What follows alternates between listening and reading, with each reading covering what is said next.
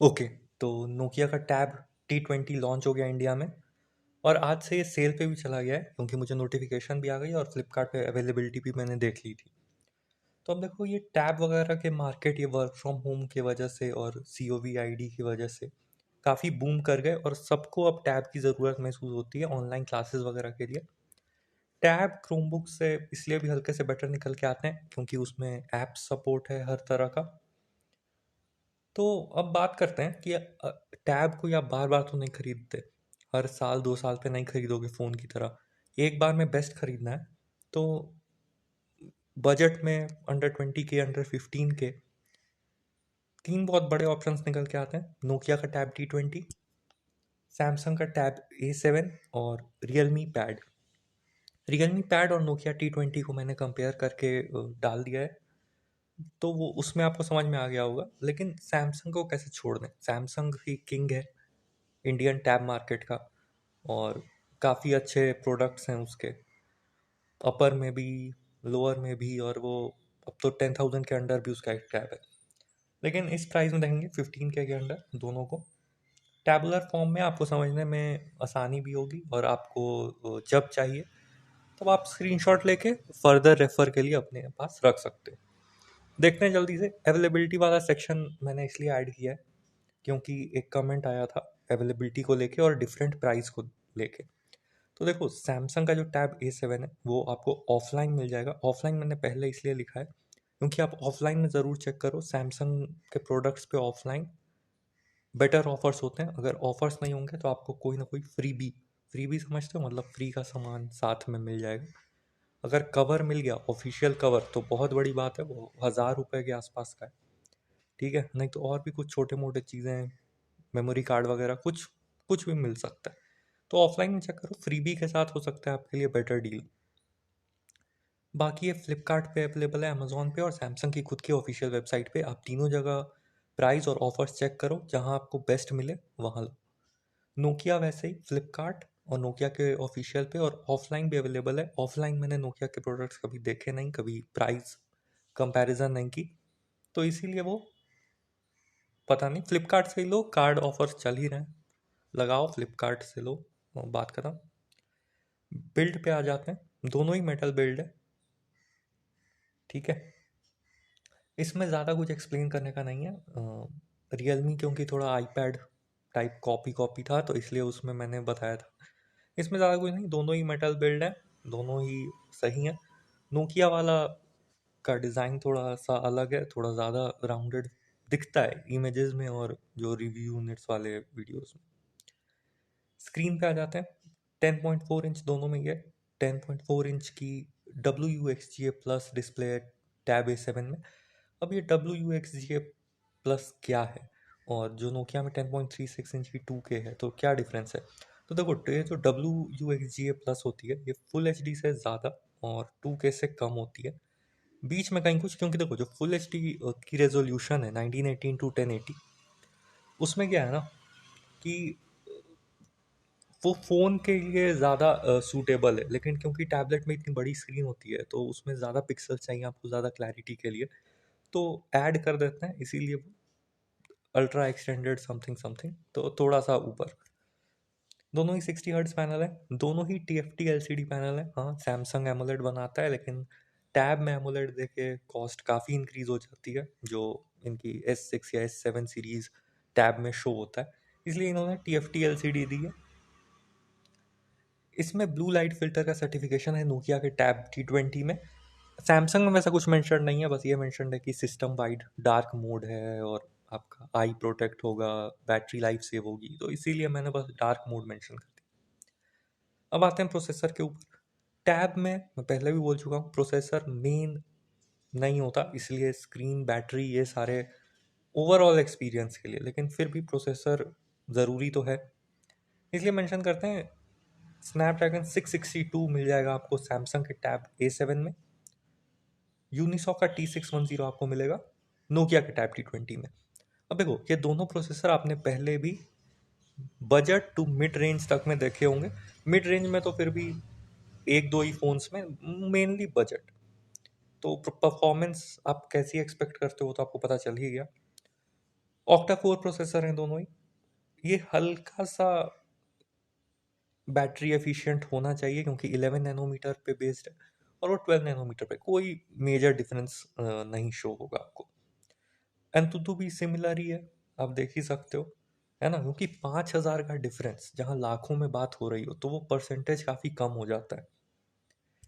तो आप similar experience, processing, raw processing power based similar experience आप एक्सपेक्ट करो। अब आते हैं बहुत इंपॉर्टेंट पॉइंट पे, बैटरी लाइफ।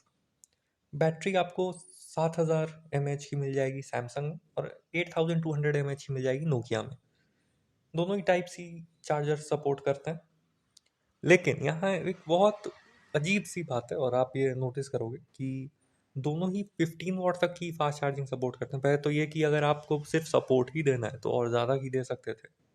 सैमसंग को तो फिर भी माफ़ी दे सकते हैं क्योंकि वो 2020 मॉडल है, नोकिया तो 2021 में लॉन्च हुआ है। चार्जर के लिए बहुत सस्ता वाला फील आता है क्योंकि सिर्फ 7.5 वॉट का चार्जर है सैमसंग टैब A7 में। नोकिया में फिर भी आपको 10 वॉट का चार्जर मिल जाएगा, लेकिन बैटरी बहुत बड़ी है उसमें, 1,000 mAh ज़्यादा ही, तो मुझे नहीं लगता कि आपको 3 से 4 घंटे से कम कुछ लगने वाला है। ठीक है, आपके पास कोई टाइप सी फ़ोन होगा 15 वॉट का या 20 वॉट का, वो यूज़ करो, बेटर रिजल्ट मिलेंगे।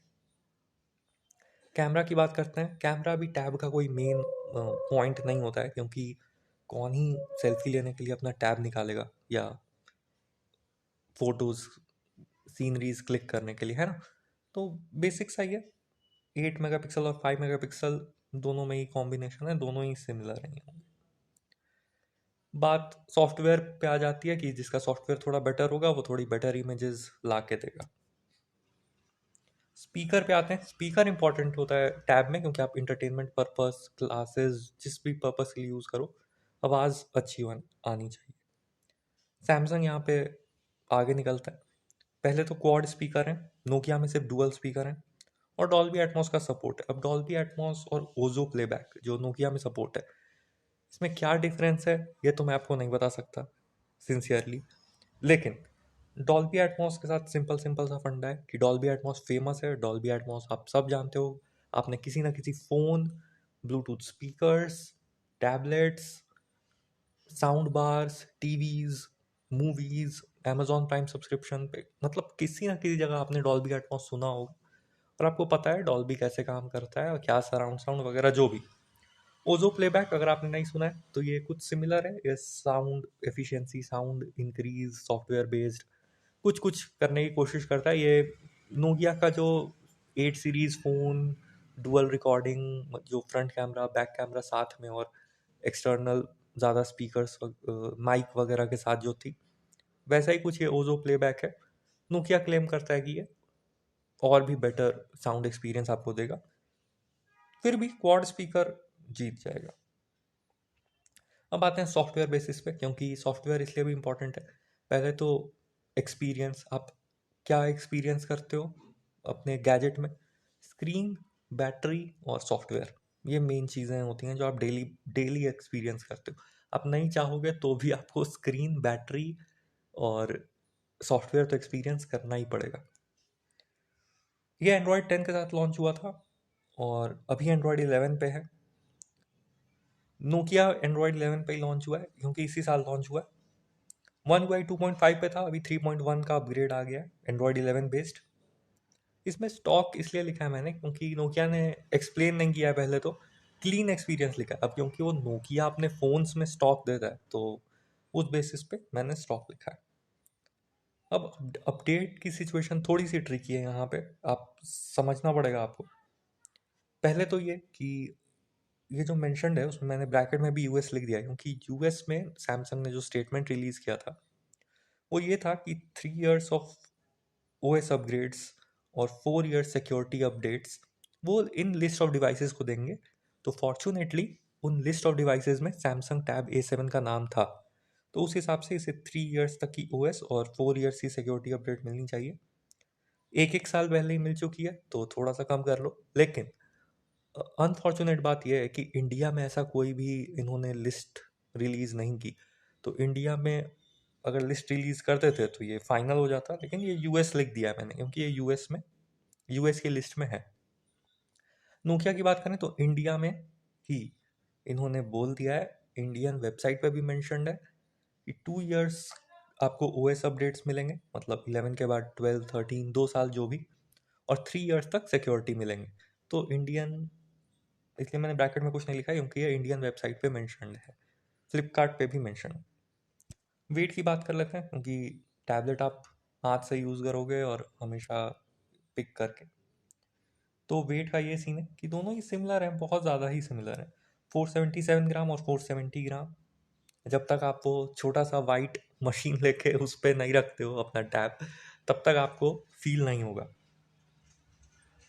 थिकनेस में भी वैसा ही है, 7 mm और 7.8 mm। 7 mm स्लिम हुआ, सुपर स्लिम ही हुआ क्योंकि रियलमी पैड बोलता है स्लिमेस्ट, तो वो 6.9 mm है, तो ये 7 mm है। तो 0.1 mm में उन्होंने जानबूझ के, है ना, किया है, वो मार्केटिंग है कि स्लिमेस्ट स्लिमेस्ट, लेकिन 7 mm भी सुपर स्लिम ही हुआ। अब आते हैं एक्स्ट्राज पे। यहाँ ध्यान देने वाली बात है क्योंकि इतनी बड़ी एक्स्ट्राज की लिस्ट शायद ही आपको देखने के लिए मिलेगी। एक्सपैंडेबल स्टोरेज है 1 TB तक सैमसंग टैब A7 में, नोकिया में सिर्फ 512 GB तक है। दोनों में ही किड्स मोड है, लेकिन सैमसंग में सैमसंग का किड्स स्पेस है, और नोकिया में गूगल का, तो ये आपको थोड़ा सा देखना है। नॉक सिक्योरिटी आपको सैमसंग में मिलती है, नोकिया में ऐसा कुछ नहीं है। यूट्यूब प्रीमियम की 2 मंथ्स की सब्सक्रिप्शन जो लेजेंड्स नहीं है उनके लिए आपको सैमसंग टैब A7 में मिल जाएगी। अब दो फीचर्स की बात करेंगे और इसको समझना है। Samsung call and text sync पहला फीचर। दूसरा फीचर है सैमसंग ऑटो हॉटस्पॉट। पहला फीचर के बारे में बात करते हैं। सैमसंग से नाम से ही क्लियर हो रहा है, कॉल एंड टेक्स्ट सिंक। अगर आपके फ़ोन से जो कॉल या टेक्स्ट मैसेज आपको आ रहे हैं वो आपको टैब पे ही मिल जाएंगे बिना सिम वेरिएंट के, मतलब सिमिलर कॉल ट्रांसफ़र टाइप। और दूसरा जो फीचर है सैमसंग ऑटो हॉटस्पॉट, तो आप अपना जो हॉटस्पॉट है उसको शेयर कर सकते हो सैमसंग डिवाइसेस में, मतलब फ़ोन के साथ अपने टैब का। अब बात करते हैं कि प्री रिक्विजिट्स क्या है। प्री रिक्विजिट ये है कि आपको दोनों ही सैमसंग के डिवाइसेस होने चाहिए, ठीक है, पहली बात तो वो। दूसरी बात ये कि दोनों में सैमसंग डिवाइसेस भी कौन से, एंड्रॉयड 10 या उससे ऊपर, ठीक है। और आपको सैमसंग का एक अकाउंट होना चाहिए, सैमसंग का अपना अकाउंट होता है, पता ही होगा, वो साइन इन करने बोलते रहते हैं। दोनों में सेम अकाउंट साइन इन होना चाहिए, दोनों में एंड्रॉयड 10 या उससे ऊपर होना चाहिए। एंड्रॉयड पाई भी कहीं कहीं पे है, लेकिन एंड्रॉयड 10 अगर आपको दोनों फीचर चाहिए तो। और सबसे इम्पॉर्टेंट बात कि इसकी एक एलिजिबल लिस्ट है फ़ोन्स की, तो वो आप ज़रूर चेक कर लेना। ऐसा नहीं हो कि आप फ़ोन जो ले लिए वो 10,000 का ले लिए और उसमें वो फीचर ही नहीं है। तो मेरे हिसाब से ए सीरीज़ का कोई फ़ोन लेना, उसमें ज़रूर ये फीचर होगा। लास्ट बट नॉट लीस्ट, सबसे इम्पॉर्टेंट, प्राइस पे आ जाते हैं। और प्राइस को थोड़ा समझना है ना, कुछ भी नहीं ले लेना। सबसे सस्ता हमेशा क्यों नहीं लेना चाहिए, ये प्राइस से क्लियर होता है। Samsung tab A7 3+32 wifi only variant 14,999 का आपको मिलेगा। 3+64 वाईफाई ओनली वेरिएंट 15,999। तो आप देख रहे हो कि आपको सिर्फ 1,000 रुपीज़ ज़्यादा देके डबल स्टोरेज मिल रही है, तो आप इसके लिए जाना। और लास्ट वेरिएंट तो कोई सेंस नहीं बनाता जब तक कि आपको कोई सुपर सुपर ऑफर नहीं मिल रहा। 3+32 वाईफाई प्लस 4G 19,499। अब देखो क्या प्रॉब्लम है कि अगर 3+32 वाईफाई ओनली का देखोगे तो 14,999, यानी आपको लगभग 4,500 रुपये ज़्यादा देके सिर्फ 4G का सपोर्ट मिल रहा है। 4G का सपोर्ट टैबलेट में इम्पॉर्टेंट है, ठीक है, क्योंकि ऑन द गो कनेक्टिविटी से बेटर कुछ नहीं हो सकता, लेकिन उसके लिए आप 4,000 4,500 रुपये नहीं दे सकते ना, नहीं देना चाहिए। तो आप रियलमी पैड कंसीडर कर सकते हो, उससे के साथ भी कंपैरिजन आ जाएगी, लेकिन तब तक नोकिया का प्राइस देख लेते हैं। 3+32 वाईफाई ओनली वेरिएंट 15,499 का है। 4+64 वाईफाई ओनली वेरिएंट 16,499। और 4+64 वाईफाई प्लस 4G 18499। तो आप देख रहे हो कि डबल स्टोरेज, डबल रैम, फिर भी 1,000 रुपये सस्ता। वाईफाई प्लस 4G वेरिएंट की मैं बात कर रहा हूँ, ठीक है।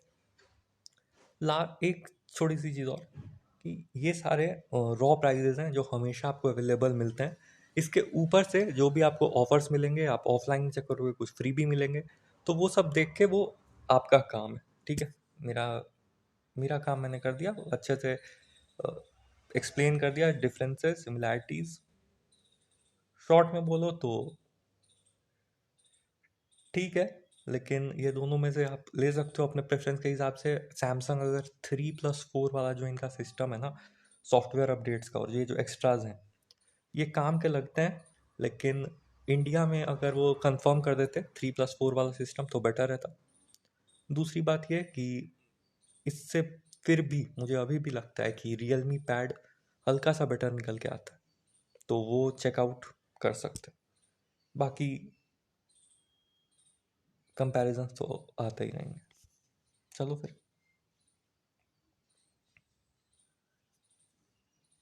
बाय।